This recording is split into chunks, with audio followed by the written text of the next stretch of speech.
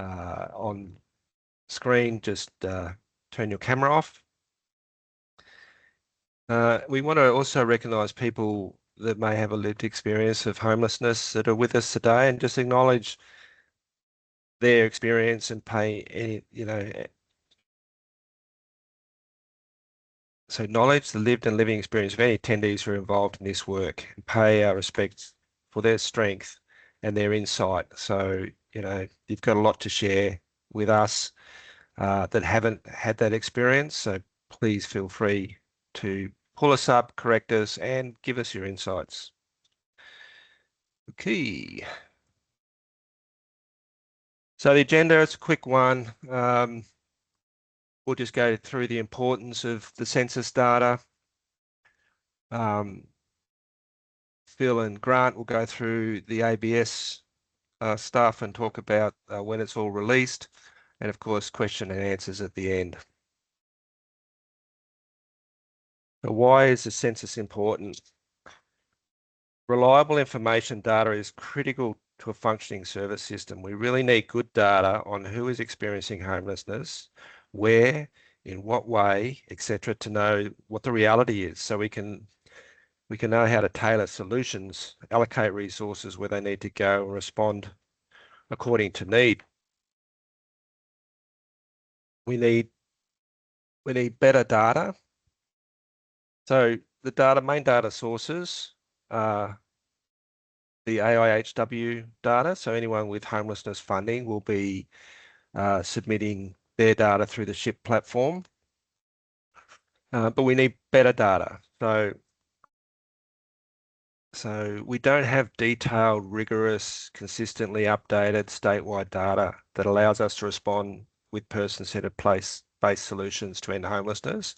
We just have these two main sources of data. So the AIHW data, which really only captures who is accessing the services, not who is homelessness. And we know in the territory is pretty much just up and down the highway where most of these services are, and a few out at Nhulunbuy. So it's really imprecise. And then we have the census estimating homelessness data. So, there's pros and cons to each of these sources, and each have slightly different definitions of homelessness. The ABS data is the broadest, most comprehensive capture of homelessness. So that's territory-wide, whereas the AHW data is just on those funded services up and down the highway. So how's the data used to shape policy, advocacy, and service delivery or service practice? To give an example of why the census data is important, how we see the data reflected in policy and advocacy and practice, and using the last lot of census data as an example, and it's reflected in NT Shelter's advocacy and strategic planning, our pre-budget submissions, our election platform, etc., and includes a strong focus on the need for a fairer funding model based on needs. So we really went out hard in the last couple of years using the data from the census and the SHIP data to really hit the feds up for fairer funding. And that's from our point of view on the ground. And then the federal government, National Agreement on Social Housing and Homelessness, which has replaced the NAHA, so the NASH, where homelessness funding was distributed based on ABS homelessness figures. So we're now all funded the same amount for each person recorded as experiencing homelessness, where previously we had 13% of the actual homelessness people in the territory, and we're getting 1% of the funding. The data helped us advocate better, and then the federal government's used that data to allocate the funds. So now for each person that's homeless, we're getting the same amount of money. May not be fair, but it's better than what it was.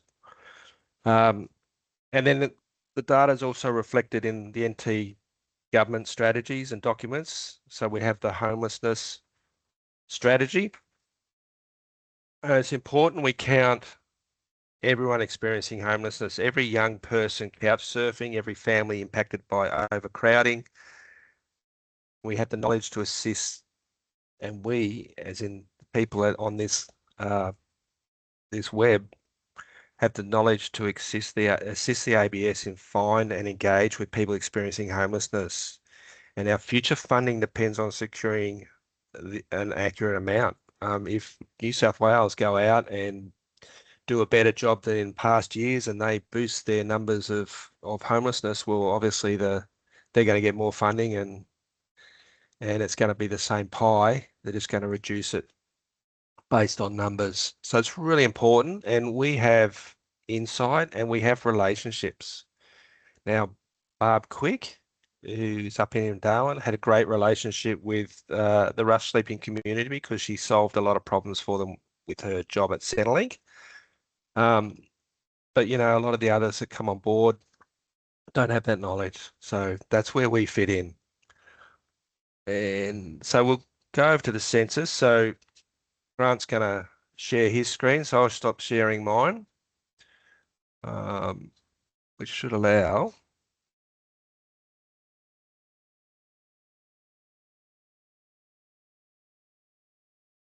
Beauty.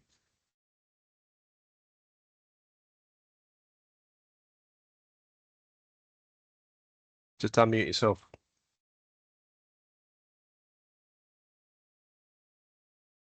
There we go. Oh, there we go. I think we're good. Thank you, Mike. Appreciate that. And thank you for everyone for attending. I do want to give a shout out to Mike and Violet at the team for organising and putting this webinar on. It does take a bit of work. So thank you, Mike and NT Shelter. My name is Grant Dempsey. I'm the Homeless Enumeration Manager for the NT in the Inclusive Strategies Engagement team. We do have a couple of other team members with us today. We have my homelessness boss, Kate Bond. She's online, so if there's any gnarly questions, she can handle those at the end. And also, as Mike mentioned, Barbara Quick, she was in my role last census, and she's come back and she's a community engagement manager. So, and we have a new team member online, Lisa Vanderberg. She's just in Alice Springs. So those of you down there, we hope that you'll get to meet her. And we have Phil Phil Liu, who will be talking more about the data. So I do have a few slides. Oh, yes. I'm just going to jump in. There is something on your screen that's got mute mic. Oh, okay. Yeah, so it's I'm not sure. There's hit the reduce button maybe. That one? Yeah, there you go. That's That's better. it. All right, beautiful. Thanks, Mike. So we have some slides to go through, which there's quite a few. I'll whip through them, and there are questions at the end. So just write them down, hang on to them, and we'll make sure we get to those. So we'll do an overview of the census and inclusive strategies, talk about people experiencing homelessness and how the homelessness sector can support the census. As Mike mentioned, we do rely heavily on you folk for information and support. And then Phil will talk some more about estimates and so forth. So every 5 years we have the census, and it's the largest civilian undertaking in Australia. So it is a big deal. And it takes many years of planning, and there's a number of people like myself and Barb and Lisa who come on to just do the census, and then people like Phil and Kate who are working on it throughout in between censuses. So it asks things about age, country of birth, religion, ancestry, language used at home, work and education, and it provides information on a number of key characteristics of people in Australia. Only a census can provide this sort of information for an entire country. And it's particularly important, I think, for the NT that it does so with small population groups as well, such as homelessness. The census is compulsory for everyone in Australia except for diplomats and their families.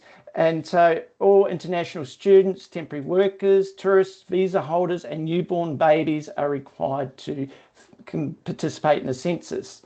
The next census is in August 2026, and it's our 19th census. The value of the census, Mike has talked about this a little bit, so I don't need to kind of rehash that one too much. In terms of what are inclusive strategies, the ABS has a number of teams. So the team that myself and Barbara are inclusive strategies and engagement. And there's other teams such as the remote area strategy. We tend to deal more with the urban areas. So Darwin, Catherine, Alice, Nhulunbuy, and the remote area team are dealing with the regional and communities. Inclusive strategies are implemented to support all population groups to participate in the census and assist getting the best count possible to deliver high quality data. We design initiatives to support a range of groups that face challenges and barriers to participation. Obviously homelessness, which is why we're here today, but we also have strategies for people living with disabilities, older people, Aboriginal and Torres Strait Islander communities in both the urban, regional and remote areas of Australia, and people from culturally and linguistically diverse communities or backgrounds. Each strategy has different types of support for each community, and we tailor them to those communities. The strategies don't operate in isolation to each other. So we work with the remote team because a number of the homeless people will be going between urban and remote areas. We also work with the CALD team because we'll have people in the CALD sector who are homeless. And the strategies have been developed on what we learned from previous census, and we get this information from evaluation reports and post-enumeration surveys, and we use user-centered designed activities with certain population groups, and we get feedback from stakeholders. So supporting customers to participate, as Mike said, it's important we get as many people to participate as we can. And the inclusive strategies are part of our approach to supporting people to participate. We're continuing to put the user first in our approach to delivering the census so that it is as easy and convenient as possible for users to complete. The ABS works with public and community organisations to make sure everyone in Australia can easily participate in the census. We'll be employing about 30,000 field staff across the country, and they continue to play an important role by delivering and collecting census material to those who need it and reminding people to complete their form. Wherever possible, field staff reflect the communities they serve, with a particular emphasis on recruiting Aboriginal and Torres Strait Islander field staff, people from culturally and linguistically diverse backgrounds, and those with experience in the homelessness sector or lived experience with homelessness. So we are very eager to employ field staff with experience in or lived experience in the homelessness sector. So if you know people, we'd be eager to contact them. We provide a range of support and assistance to help people complete the census. This includes services such as our website, online inquiries and feedback, and a telephone customer contact centre, face-to-face support options like pop-up hubs, which will be in shopping centres and libraries, and we have staff who are ready to answer questions there. We also provide resources like easy read guides, fact sheets, videos, and infographics about the census. We have translated information on the ABS website. We use translated information in advertising campaigns. We have in-language support via the translating and interpreting service, and accessibility supports like Braille and large print forms, Auslan videos and audio questions, and the National Relay Service to support people who are deaf or hard of hearing. So you can see the ABS has invested quite a bit of time and energy in making census as accessible as we possibly can. In terms of people experiencing homelessness, it's important that we look at our definition of homelessness. So we say a person is homeless if they do not have suitable accommodation alternatives and their current living arrangement is in a dwelling or inadequate, or has no tenure, or if their initial tenure is short and not extendable, or it does not allow them to have control of and access to space for social relations. So a lot of the people that we will talk to won't consider themselves homeless because they have a roof over their head, but they have no security of tenure. If they're asked to leave tomorrow, then they're out on the street or wherever, or they're in overcrowded areas and have no opportunity for social relations. And so that's what we consider homelessness. The next 3 slides cover the census approach for the different types of homelessness to make sure people experiencing all forms of homelessness can participate. You'll note there that we have Rough Sleeper Week from Monday the 10th to Sunday the 16th of August. That's the week after Homelessness Week, and the census night is Tuesday the 11th. But we will be counting rough sleepers the whole week. It's just impossible to try and get around them all in one night. So rough sleepers are people experiencing homelessness who are not in a dwelling on census night. This includes people who are in improvised dwellings, cars, tents, or sleeping or living rough. We gather intelligence from the homelessness sector to identify areas where people are sleeping rough and can be counted. We have community field officers who will visit these areas and during Rough Sleeping Week during August to interview and record responses for people sleeping rough. We use a household form. I'll talk a little bit more on that in a moment, but we do have opportunity to assess them visually if it's unsafe or inappropriate for us to approach them. In the Northern Territory, we use what's called the household form, and this is the form that's going to be delivered to all the households in the Territory. Other states use a special short form. We use the household form because in what's called an area-specific approach, because people will be asked their usual address. This is so people who are traveling from community can provide details about where they have traveled from. Interviewers will complete the household form, or on communities and in remote areas, the interviewer household form, where the people are actually interviewed by ABS staff.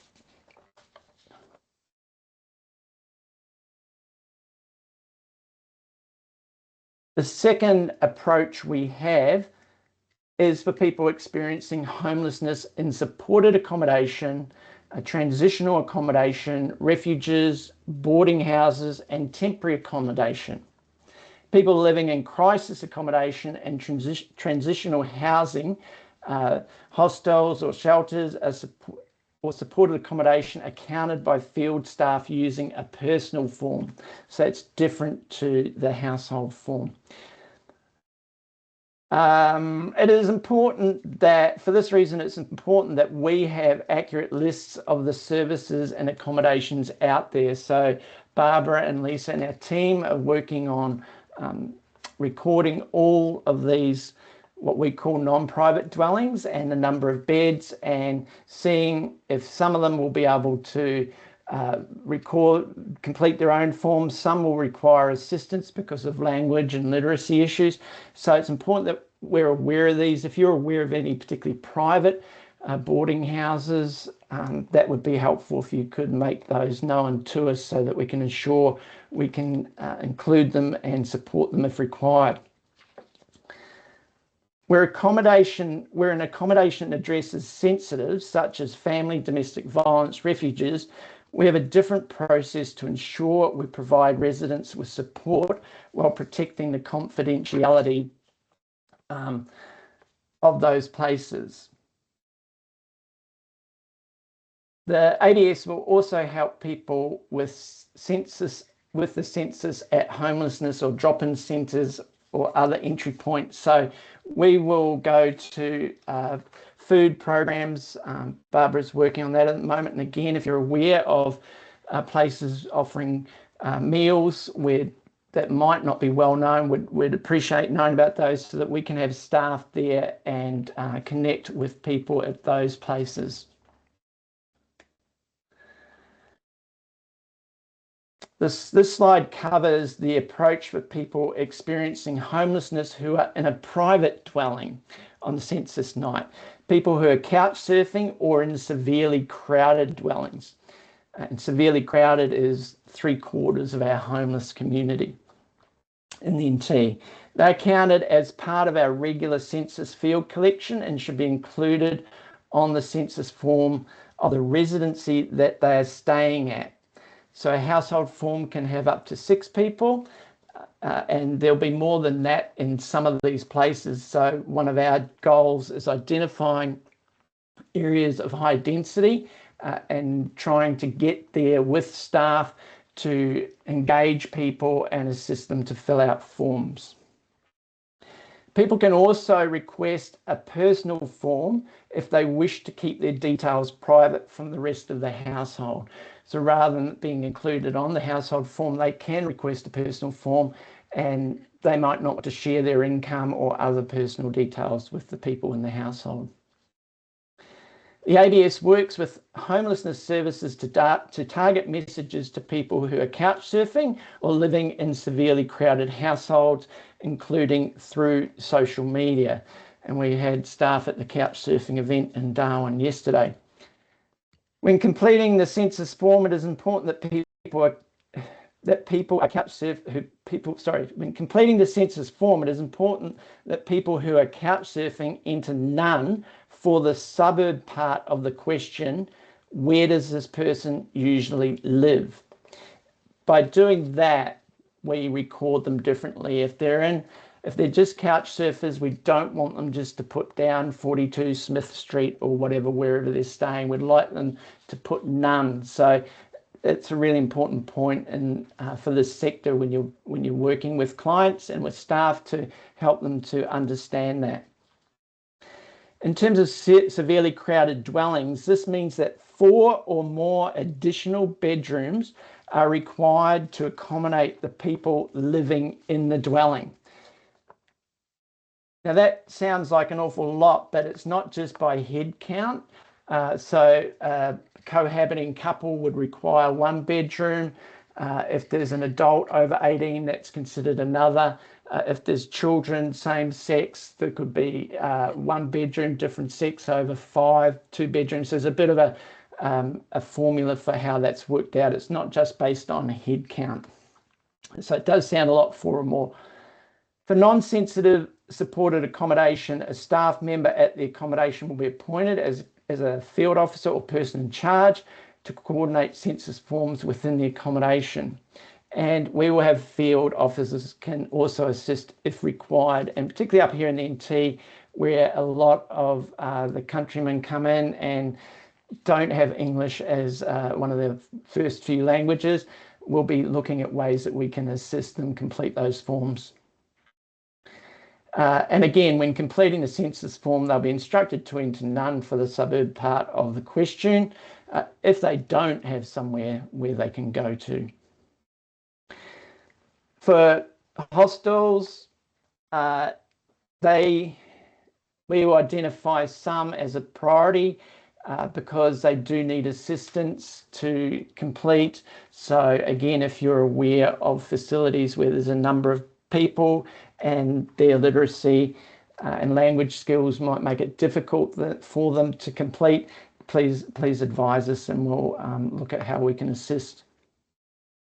During Census Week, people will be able to get support from our field officers and obtain help to complete a census form. People in other temporary lodgings or brokered accommodation, they are covered by so that's like motels, people who are funded to go into motels and places like that. Our mainstream staff will deliver census forms to those dwellings which will be provided to the residents. And again, if you are aware of brokered accommodation, we would like to know about that, because that helps us to assess and prepare if they do need assistance. It is important that the ABS has an accurate list of these accommodations so that we can better support residents to be part of the census and improve the accuracy of the census count.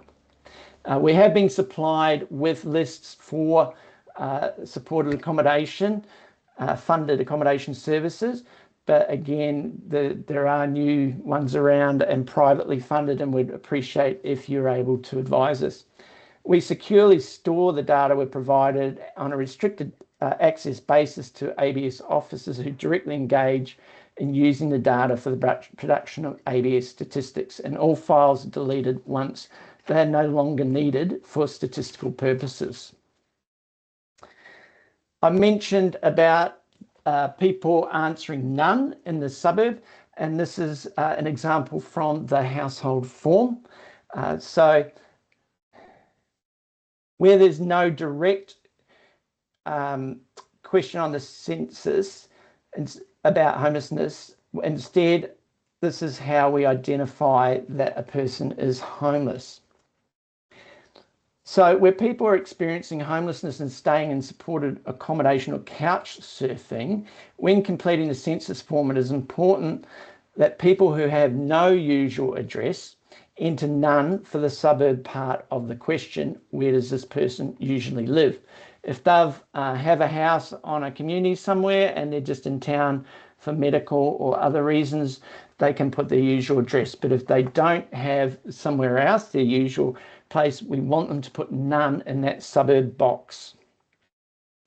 And again, this is important. If you can talk to your staff and your clients about this, this is really helpful for us to get that data. Now, for people who are using vouchers of brokerage services, that is being put up by a homelessness agency to stay temporarily in a hotel, a motel, or a caravan park, or backpackers, or boarding house, they should enter none crisis for the suburb part of the question. All other fields for this question should be left blank. So all we need is none. And this is the challenge, because a lot of the people will say, well, I'm not homeless, I'm staying at auntie's, I've got a roof over my head, it's all good, no problem. So they don't define themselves as homeless, but for our purposes, we want them to record none so that we can record them for the statistics as homelessness. People sleeping rough are generally counted by interview with the short form. However, we don't use that. We're using the household form. And so we'll be asking them if they do have a usual address. And again, if they don't have a usual address, then we will be asking them to put none in that box. That's probably the main takeaway in many respects from today, is to really encourage people who are in severely crowded dwellings or couch surfing to put that none in the suburb there. There's a whole bunch of different forms available that we don't need to spend a lot of time on. These are, if you want to look at them, they are available on our website. Just Google Census 2026 sample forms and you'll probably find them somewhere, or reach out if you can't. Yeah, don't need to go into all those. There's a bit of a matrix here. Basically, in the NT, for people who are in private dwellings, we're using a household form. So people in sleeping rough, we're using the household form. And in non-private dwellings like hostels, we're using the personal form. So people living in boarding houses, people living in supported accommodation, and people in other temporary lodges, we're using the personal form. So that's pretty much probably all you need to know there. Again, we will be offering educational training about this closer to Census, so don't need to absorb it all today, but we can provide more information at a later date. So this is where we stick our cap out. How can the sector help us? We do rely heavily on the homelessness sector. We are employing a lot of field staff, but we rely on the sector for intelligence, information about where people are, where the hotspots are, where the rough sleepers, the long grasses are, where the high density places are. So you folk know that better than we do. And so giving us that information is really important. We also like to build relationships and understand knowledge of areas and location, but also for recruitment. If you have staff who are in casual roles and they need a bit of extra work, or if you're able to release some staff to work for us, we do have like field officers who will be using, some will be using early in the mornings at breakfast time to help people assist fill in the forms, and some at dinner time, so they might be outside normal hours or crossover. And if you can consider releasing them for us, that would be helpful and ensure that we get a good count. Other ways are to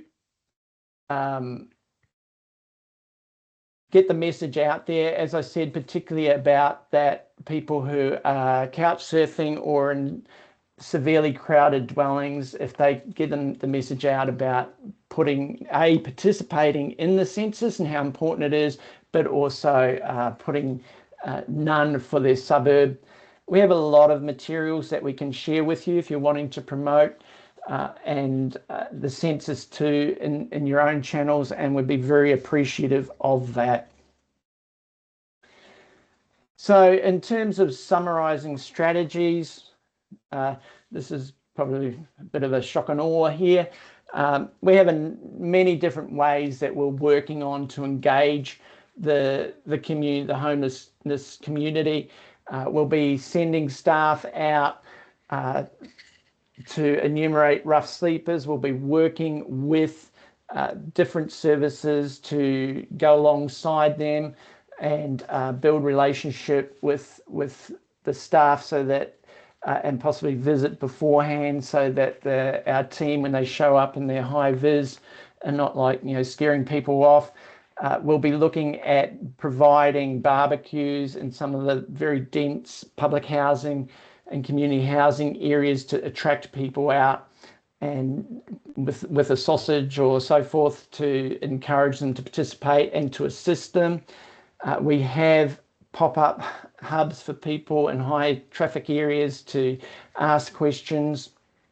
And in terms of supporting services, we'll be offering education sessions for your staff so that they can be better prepared when dealing with the census. And yeah, we just have a lot of information. We have posters, we have recruitment flyers, so forth. We have social media posts and tiles that you can use in your media teams if that's helpful.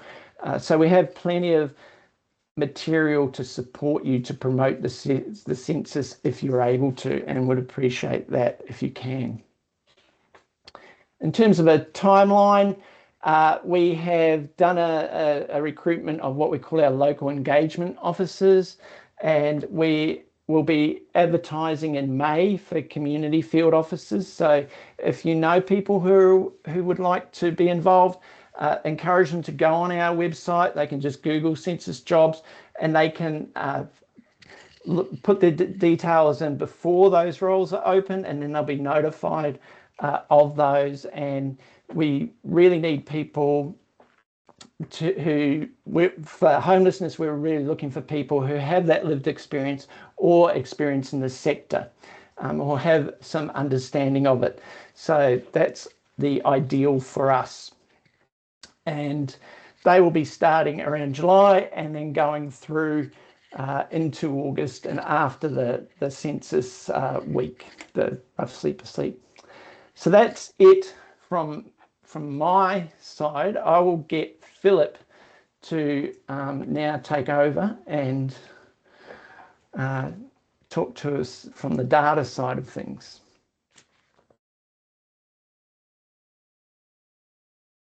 You're on mute, Philip.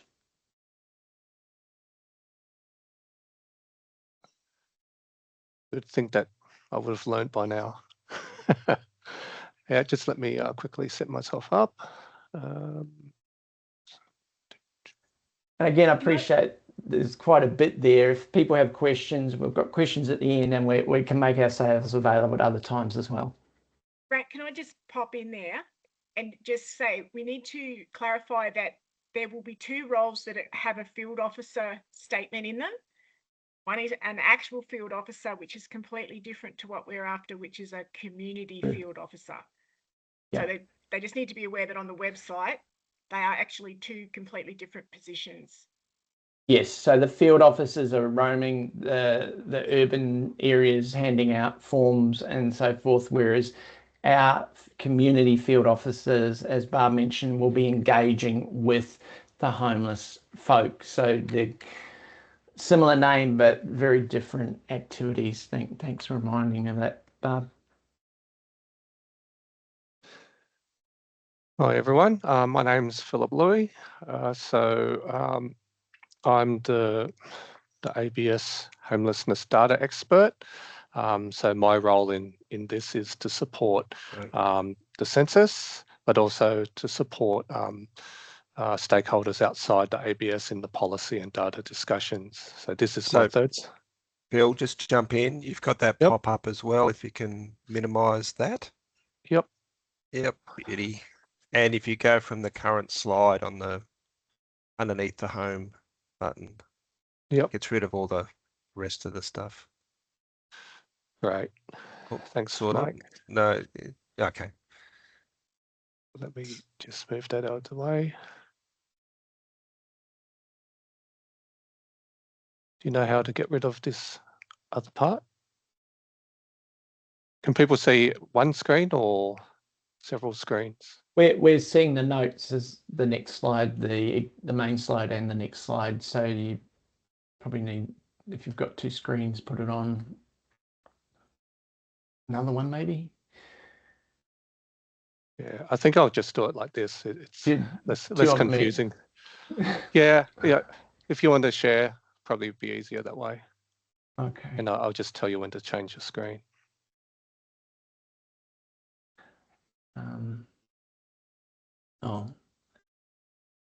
So I need to go share. Going to this slide. And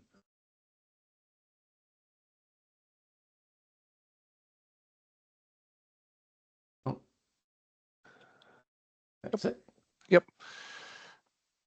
Yeah, so I was just going to finish my introduction. So this is my third census. So I'm really looking forward to what the 2026 results might reveal. I think the most important thing in all of this is when we get to the tail end, how this information is going to be used to improve the housing outcomes for those most in need. Okay, next slide. I'm working on it. Yeah.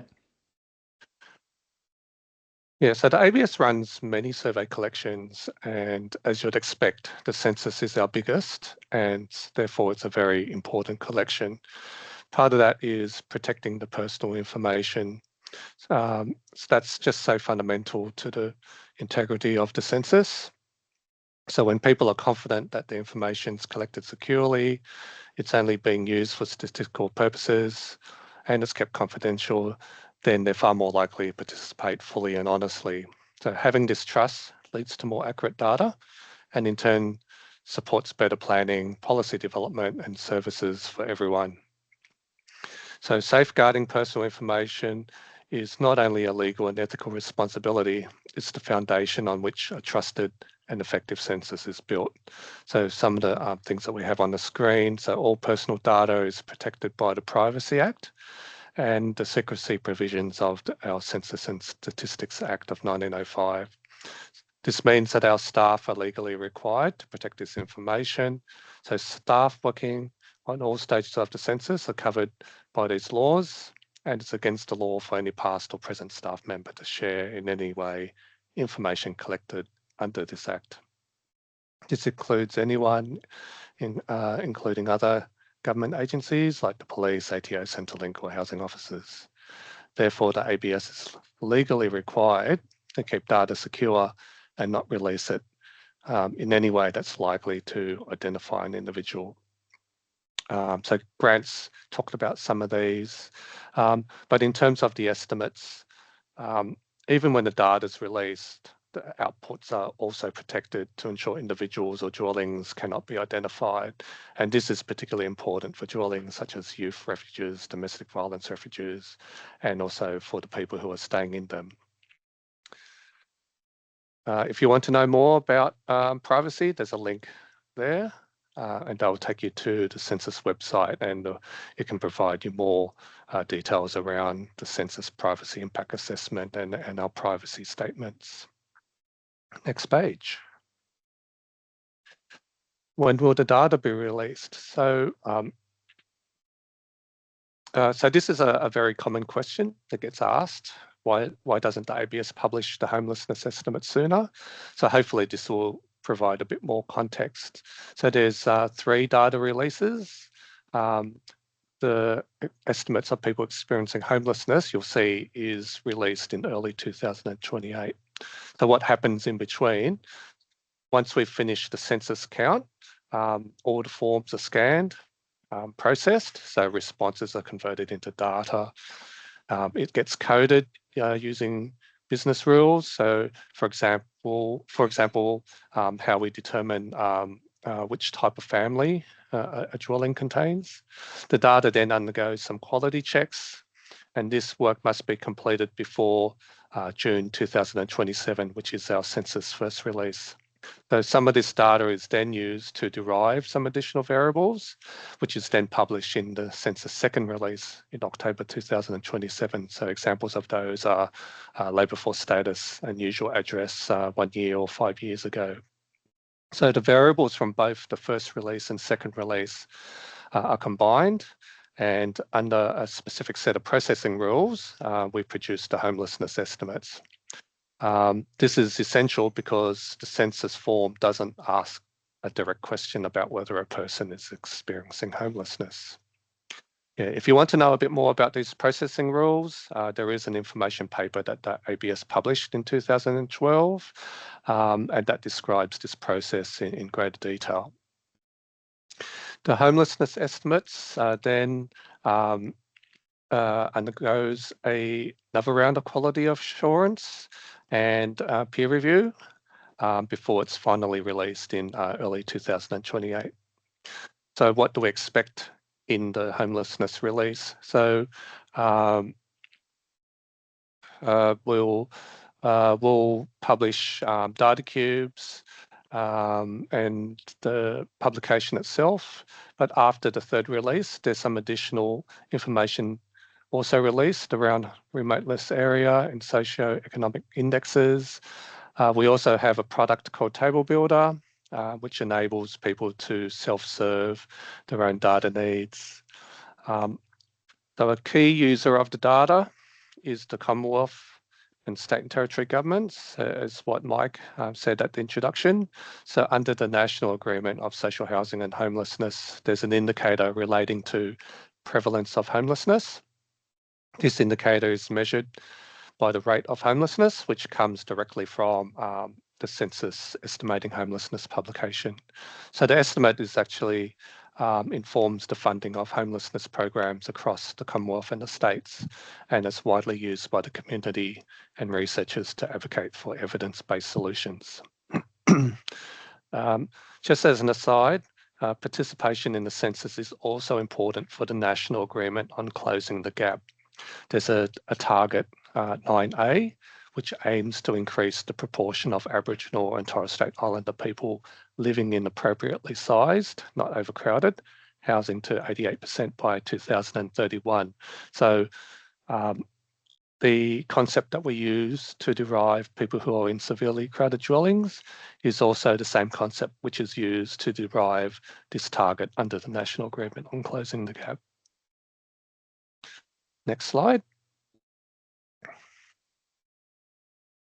So this is just a headline table from the 2021 census. The key number is in the bottom right corner. So there was 122,494 people who were estimated to be experiencing homelessness from the 2021 census. So this is an increase of about 6,000 people, or 5%, on the previous census. But the rate of homelessness has decreased to 48 people per 10,000 people. So in 2016, the homelessness rate was 50. So just to drill down on some of these numbers, a key consideration is that the 2021 census took place during the COVID-19 pandemic. So that has had bearings across each of the states. So if you look at New South Wales and Victoria, there was less people sleeping rough than typically, and there were more people in other temporary lodgings. And this is consistent with the government response to the pandemic, where rough sleepers were assisted into emergency accommodation in hotel motels. But Northern Territory, we also saw less people sleeping rough as the NT government Return to Country program facilitated Aboriginal and Torres Strait Islander people to return to their home communities from urban regional centres. Unfortunately, people living in severely crowded homes is still the largest cohort of homelessness.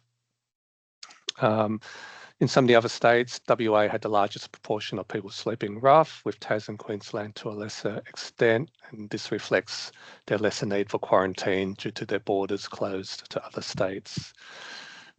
Queensland, Tasmania had the highest proportion of people couch surfing, and South Australia and ACT had the highest proportion of people in supported accommodation. If people are interested to know a bit more about the data, the statistics are available from our website under the Estimating Homelessness Census product. So you can download data which will give you snapshots across various characteristics and also by geography. As I mentioned earlier, there's also the Table Builder product, so that's also available. And that's a flexible way to access the data, and you can self-service and build to your own specifications. What do we expect from this census? So some of the data insights we expect to see from 2026 are around the addition of new topics. So gender and sexual orientation are new topics for the 2026 census. In addition, the usual address 1 year ago is a newly included topic on our special short form. So probably doesn't apply to Northern Territory, but in other states, which uses a special short form that is important. So these additions followed extensive design and testing and included input from the homelessness sector.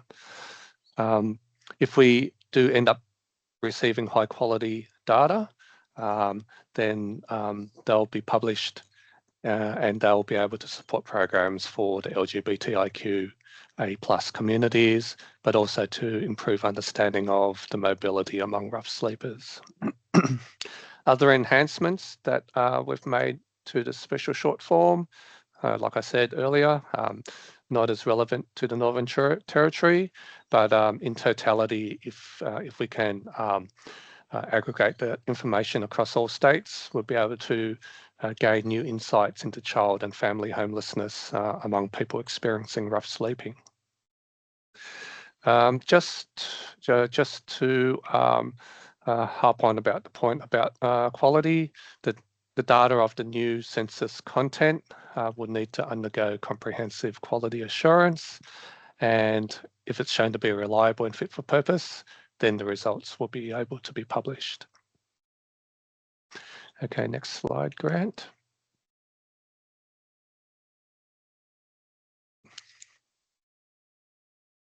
So this is a... Or do you want the next one? Yeah, I think the next one is after the questions, if it's in your slide pack. No, that's all I've got. Yeah, if you want to stop sharing, I'm Okay. happy to share. Yeah.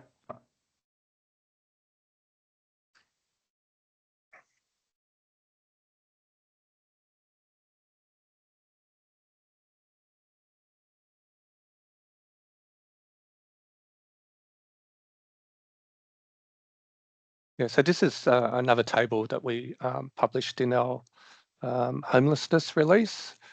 So it describes the quality of the information that we've collected. So you could see that the column on the right relates to the 2021, whereas the one on the left relates to 2016. Because of the COVID pandemic, there was quite a bit of non-response for people experiencing homelessness. And when we say non-response, we in key states were unable to get staff out into the field because of lockdowns and social distancing type measures, and so we had to rely more on administrative data from state governments, as well as relying on by observation. And so the more detailed data items, we weren't able to get full responses. And so that translates into our data table. You'll see that there's a lot more people who fall into what we call the not stated category. But what we're hoping to achieve in 2026 without COVID will be less of that ochre colour, so higher quality of the secondary data items, and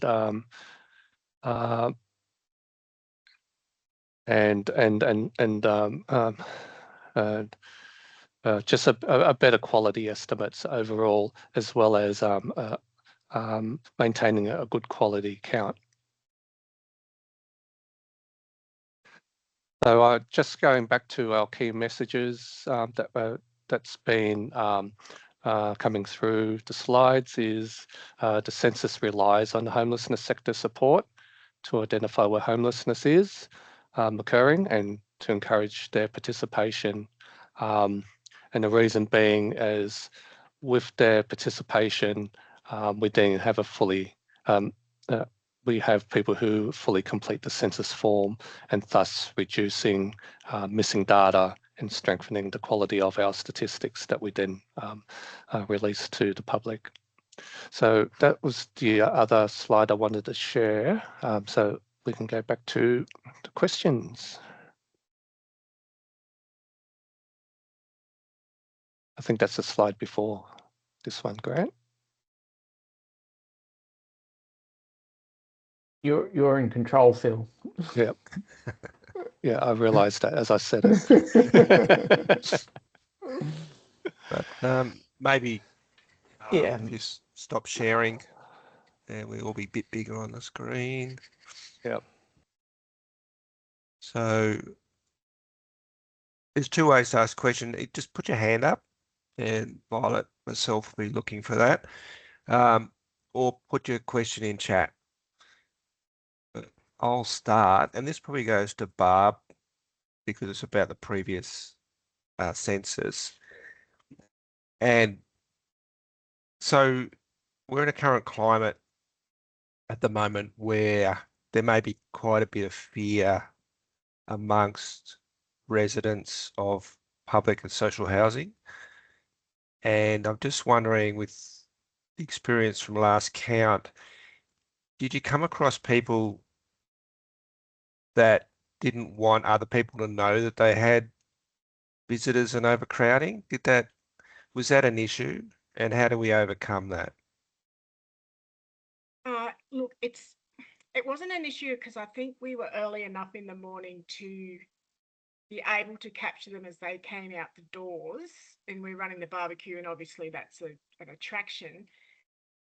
But we also tended not to talk about homelessness or overcrowding or use any of those words. We just talked about counting people, and that, there's just this one form for you. Nobody else knows anything that's on it. So it didn't give that perception that we were lumping them all together in one space so someone could see that. So for me, it's about how we train our CFOs to have conversations that don't use those words and just bring someone along to fill in a form as a number, as opposed to their actual situation that might be looked at by other government agencies. Yeah, so there wasn't a fear amongst, say, the leaseholder that if Territory Housing find out that there's an extra 10 people in the house, Yeah, no, they might get in trouble. we work really hard on the language that we use, and plus we also knew how many people should be on the head lease, and we tended to say if the head lease people can just have their own form, and we gave everyone else personal forms, which meant if they weren't together, so that lease people were quite happy to complete theirs, because we weren't putting all these other people's names on their form, which is a perception they have. If all those names go on their form, that means everyone can see that. But if they don't, and all those people have their own form, then it breaks that barrier completely, if that makes sense. But Thanks, yeah, Barbara. we didn't have that many people that kicked back. And if they did, we were able to bring them around pretty much anyway with just conversation. But yeah, like I said, we definitely don't use the word homeless. We just try and use other ways of explaining, like the tenure. Is your name on the lease? Did that housing people, have they given you paper for you to be in this property, or are you just staying here with your friends? Because this is a different form for you. That sort of conversation. And it's a bit like we say to people, don't just say, oh, what was your usual address or where do you come from? Because 90% of Indigenous people who are overcrowded in Darwin would say, oh, I'm from this community and this lot, but they will have no tenure or no social license over that property. It's just the family property that's been there for, the last 100 years. So yeah, we really have to train our CFOs in a little bit of a different way about conversation and what that means for that person, to allay any fears that anybody else is going to get hold of that info. Thanks. We just have a follow-up question from Lee from Macca, just relating to what you were speaking about, Barbara. So Lee asks, so how are you ensuring that it's informed consent for them to participate, and what other, words and phrases were you using instead of homelessness, I'm assuming she means? Well, informed consent for us is the person actually agreeing to talk to us and let us assist them fill the form in. So, that's, like we ask them, would they like to fill the form in? We say that, technically it is compulsory in Australia, but, it's your decision, it's your choice. This might help with, the health system. We never say it's going to help with housing. That's a terrible thing to say, isn't it? But because they'll say, but I've been on the waiting list for 15 years. So what are you doing? So we use it for doctors, numbers of doctors, childcare centres, number of buses. So we use it for things that are relevant to their everyday life as to why we collect the data.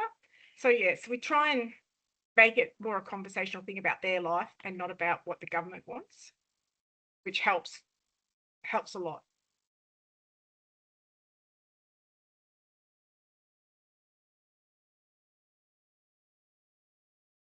Thanks, Barbara. Again, if there are any questions, please feel free to either pop up your hand or type them out in the chat, and I'm happy to read them out.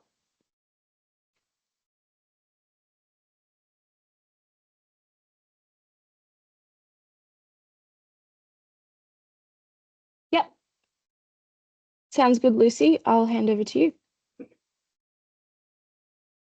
Hi, everyone. My name's Lucy. I'm in Tennant Creek at our community shed, and I have Daniela here, who's a local lawyer. Yeah, I have a few questions, and I actually did the census here in 2021 in Tennant Creek. Partly, I mean, I'm a bit of a research nerd, but I was really interested to see what the reality was on the ground when you walk around and knock on people's doors and ask them to complete a survey. I was new to town at the time, so I was also unknown to most families. But I learned a lot in that process, and we had quite a few local community members collecting the census, so doing the work on the ground, which was really helpful. But yeah, I'm really interested in that the use of the term homelessness is, I find, really confusing and a little bit unhelpful in the territory context. And when we looked at that slide before that shows that the highest percentages that we have under those different categories that constitute the definition homelessness, the highest percentages were the category at the bottom, which is the overcrowding rates, not just in the territory, obviously exceedingly high here, but also New South Wales and other places, you know, above 30. So and this is really not so much about this immediate census, although it is, because we were communicating this webinar to people in the community, and when in its title it says homelessness, most people in Tennant Creek that I would talk to do not identify as being homeless. And so that overcrowding, which is 75% of the territory population that we saw, does not see themselves as being part of this count. And so obviously they are once they complete the survey, but the language is really not very helpful. And even the way that the data was structured like that, with the highest percentage condition at the bottom of the list. I know just people often don't pay attention by the time they get to the bottom of the list. To me, that overcrowding should be the first thing we see. If that's where the biggest percentages are, and particularly, you know, in a territory context, that's what we're talking about. And so the field officers who in other places are dealing with, the community field officers who identified as dealing specifically with the homeless folks in the territory, that's the field, that's the majority of people, right? They're not the exception, they're the rule. So there's just some problems with the terminology and the definitions, which I don't know if there's any room for change in that, because I think for us as in my role, I'm a bit of a facilitator of information to the community, and it's difficult to tell the story when the definitions don't seem to be easy to apply. And the other thing, I was wondering if there are any resources this year, something like a flow chart, because I feel as if this question around, are people nervous about sharing their data? Is there a perception that reporting how many people are in your home is going to affect your relationship with the Department of Housing, with your Centrelink payments, as people naturally do seem to, I feel there is a sense of mistrust and fear around that very much in Tennant Creek, certainly from what people tell me. If there was a resource that was a visual with a flow chart that kind of showed, yes, at this point where you fill in the form, you know, there's all these personal details about you, but this is what happens to the information. It goes to the ABS mob, and then they spend a couple of years crunching it and doing things. And then when they spit it out to these other places, it is in this form. I mean, I'm not a graphic expert, but I'm wondering if there's a way of telling the story visually on a page, which helps people see that there's a disconnect, because it's a very personal thing, right? Someone's standing in your living room asking you to answer some questions. And so, of course, it feels sort of invasive, and that there's a sense of a lack of trust. But if there was an understanding that actually this data gets lumped together with all these other numbers, and your name and your house and your experience becomes much less identifiable, I think that could be helpful. Because I get the feeling we've got a lot of work to do in places like Tennant Creek to help people build trust in the process. And obviously having local people out knocking on doors doing the survey is going to make a huge change. But that requires quite a lot of investment beforehand to get people into those roles. And I'm wondering, so quite a lot of things, and apologies for taking up too much time. That's okay. So Lucy, we also told people that their name actually comes off that form within 12 months, and their data then goes separately elsewhere. So you can't be tagged to your data at all. So there's a section on the ABS website that maybe we might pop that into the education sessions actually, because it just explains how your data is not attached to you for the rest of its life while the ABS have it, if that makes sense. I think that suggestion, Lucy, around the flow chart to tell that story, I think that I'm not sure if that's something that the ABS mob have developed in the past, or if that's something that could be done for this particular census as well. But I think that sounds like a good idea. Yeah, I'm sure there's a section within the ABS that goes and does visits to various communities, and so there's a return to community program where the data is presented back to communities and councils and whatnot. So there might be information in that space that we can share, unless Kate Bond, who, if you're familiar with the if there's anything on the RAS side of things, the remote area strategy. Yeah, thanks, Phil. Hi, everybody. I'm Kate Bond. So I'm also another one of the ABS people, and I work on the homelessness strategy at the national level. So supporting people like Grant in the great work he's doing within the NT. So I'll say I'm not fully sure whether there is that kind of resource or not, so I can follow that up. Thanks. Yeah, so we can both take that offline and get back to the group if there's any such resource.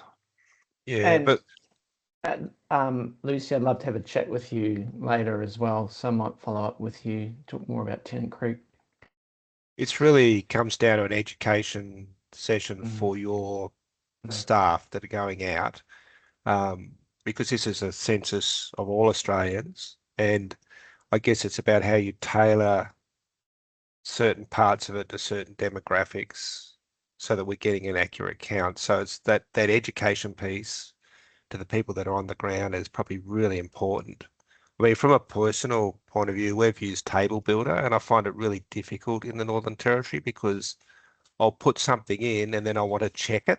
So I'll put it in again and it'll give me a different figure because our populations are so small, it jumbles the stuff up and you get a rough idea, but not the exact. So yeah, it's, I guess, having those resources, the education, and having it in plain language that can be really easily explained rather than sort of the official language, if you know what I mean.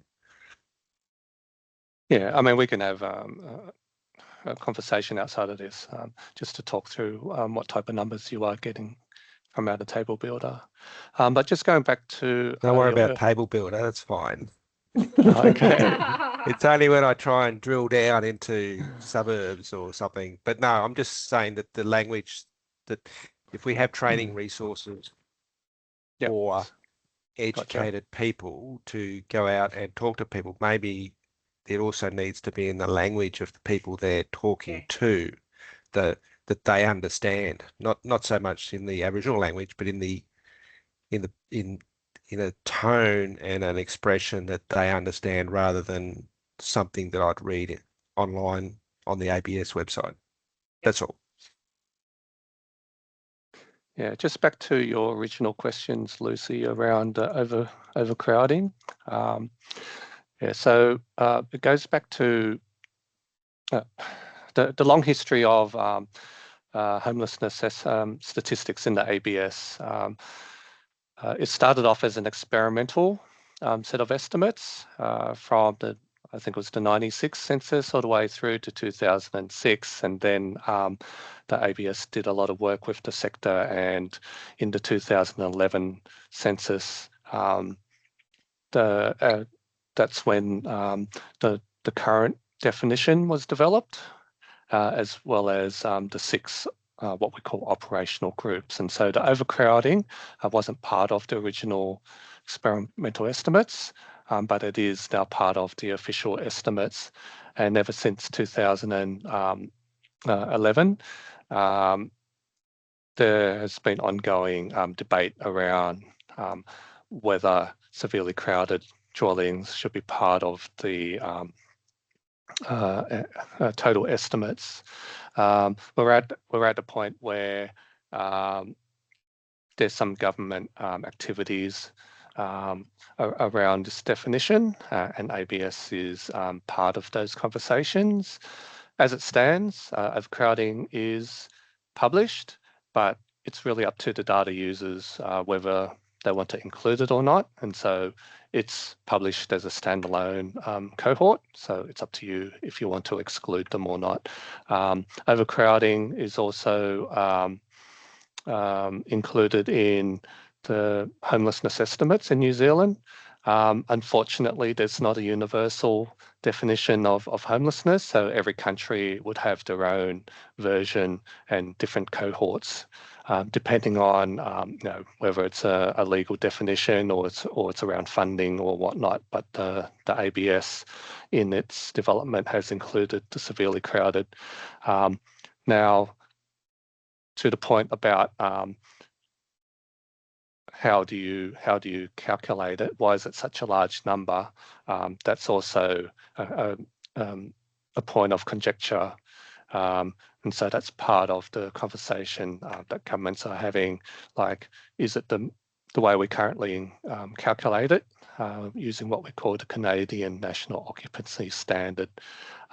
So Grant talked about if you're a partnered couple, then you're allowed to have a bedroom. If you're single, then you're supposed to have a separate bedroom. And if you're between the ages of 0 to 5 of opposite sex, then you can share a bedroom. But if not, then you have to have separate. Yeah, so it's a very prescriptive definition, which we know is not very relevant to some households because of household pressures. House sizes are getting smaller. People are cohabiting more than in the past. So is it still appropriate? We know that how Aboriginal and Torres Strait Islander people, as well as some of the migrant communities, have a different perspective of what homelessness means. And we were aware that Aboriginal Torres Strait Islander people, what we define as homelessness is more akin to rooflessness. And so how do we get to that concept of something that's fit for purpose, as well as being conceptually more accurate to the experiences of Aboriginal or Torres Strait Islander people? So it's an ongoing conversation. I don't have a solution to share with people at this point, but just be aware that we're having those conversations at the moment. Great. I have another comment to read out. I'm so sorry if I mispronounce your name. but this is from Ukanji. So she says, why not provide the census forms to Aboriginal stakeholders who can advocate on behalf of families living in these dwellings? Also, these organisations know who are in these homes already due to health concerns, legal reasons, etc. There are relationships already built there. I live in Alice Springs, but I'm also an Aboriginal woman. I also worked for Census in a remote community in far north Queensland a few years ago, and I understand overcrowding firsthand.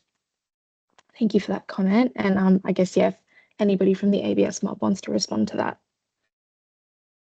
I might step in there if that's okay. Yeah, thank you for that question. It's one that we often get, but I guess the upshot of it is that a census is all about people contributing their own information so that they are part of that snapshot of who Australia is, who our people and our dwellings are.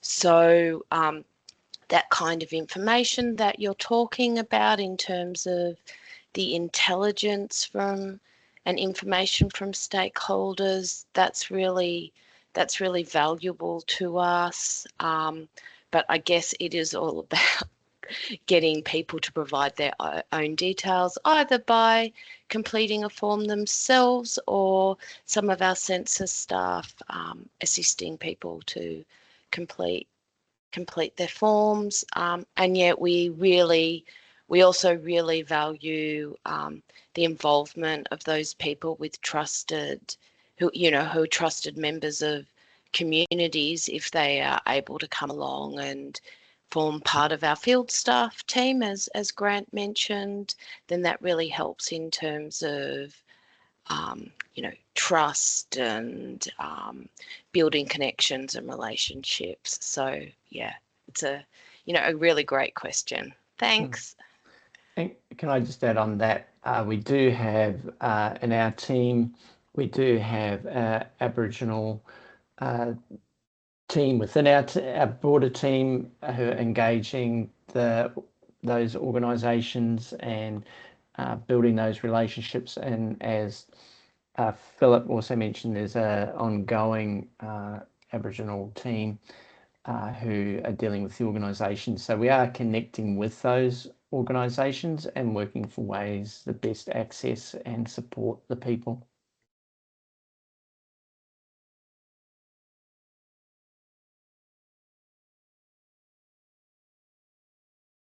Thanks, guys. Any other questions? Pop your hand up or pop it in the chat. I'll jump in if no one else is at this point. Yeah, absolutely. The mention of barbecues and that type of approach to getting community members involved. I'm just wondering if, I think Jalalakari Aboriginal Corporation has been involved in some conversations with ABS so far, but they are recently reopening community centres in the town camps around Tennant Creek, and just wondering if that is an approach that's been considered, where it was more like a collective sort of, they're trusted people in the community who might be at those community centres, and does that work, or do you actually have to be on site at your home at the time of the kind of transfer of information? I'll jump in on that one. Tennant Creek it's kind of a bit of a hybrid one because it comes under remote. So we have our remote team down there, and they will be engaging the communities. So my role will be more in the township, and the remote team will be engaging the community. So I can follow up with our remote team and see what they're doing there with those communities. But they endeavour to employ people from as close to as they can. In our office today, we've got about 50 people from all over doing training. So we do try and employ people from as nearby as possible to work with those communities.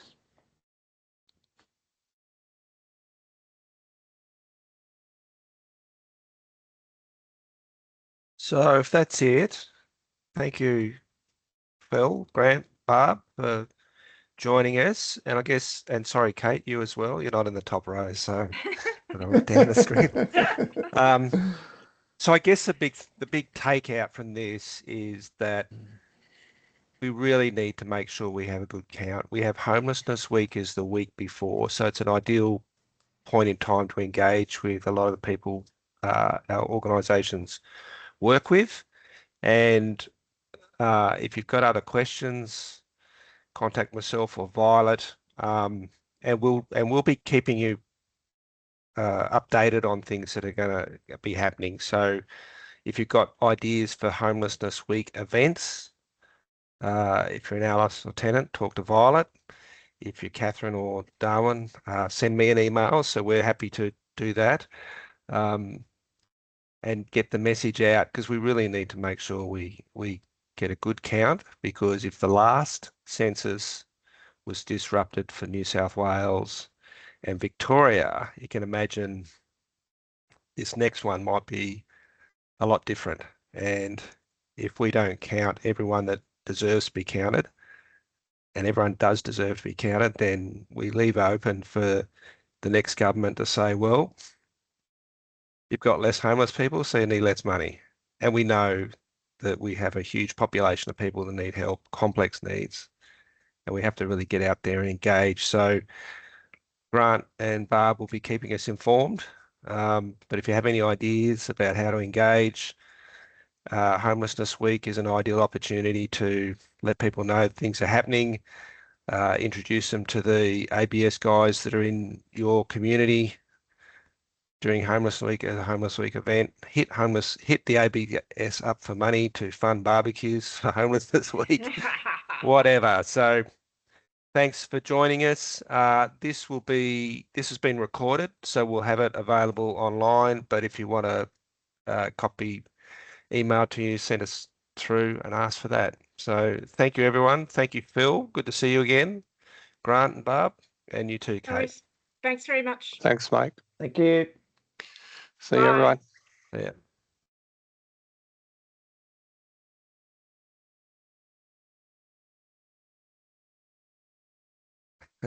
You staying on, Violet? You can go, Barb. Ah, yeah, right.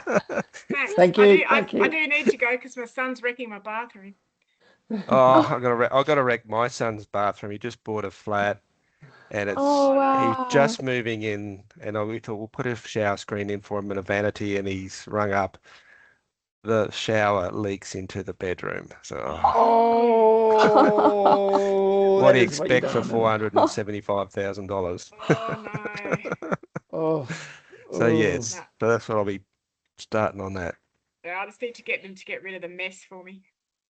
Oh, that's it. Everything's dirty and filthy and dusty, and Yep. it's like, Well, thank you, Michael. Thank you, Violet. Appreciate thanks, that you was putting great. on. thanks, guys. It was good. And we'll see. We'll just keep bubbling along. And when's the next point? June?